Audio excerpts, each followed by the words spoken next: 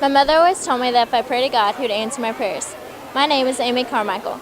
God blessed me with beautiful brown eyes. As a little girl, I wished for blue eyes.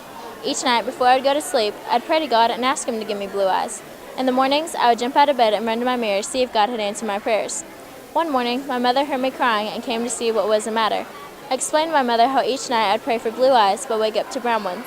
I didn't know why God wasn't answering my prayers. My mother calmed me down and explained to me that although God always answers prayers, sometimes His answer was no. God always has a reason for everything, she would tell me, but sometimes He doesn't reveal the answer to us.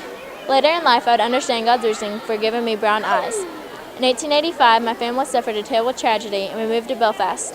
While I was in Belfast, I began a women's ministry with the women in the slums. In 1895, I was asked to join one of my friends on a mission trip to Japan. I was excited to be able to go to Japan. However, it was much harder than I ever imagined. It was very difficult for me to learn their language, and my health was also giving me problems.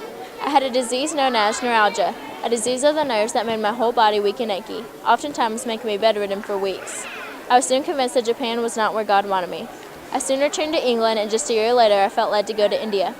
During my time in India, I became aware of the evil practices that took place in the temples. Mothers of the children would sell them to the temple for money. The temple priests used the children for prostitution and beat them severely. I was utterly disgusted. I wanted to help these children in any way possible. I began dressing like the Indians. I even stained my skin with dark coffee so I wouldn't stand out. After I was completely dressed and my skin stained, I would go out and sneak into a temple to try to rescue a child. I began rescuing so many children that I soon had a small orphanage in my house. After I had rescued a child and had him home safely, I would look into the mirror to see my transformation. It was then that I began to understand why God had given me brown eyes. All the Indians had brown eyes, and although I appeared to be one as well, blue eyes would have given up my true identity. One of my favorite verses is Psalm 34:15.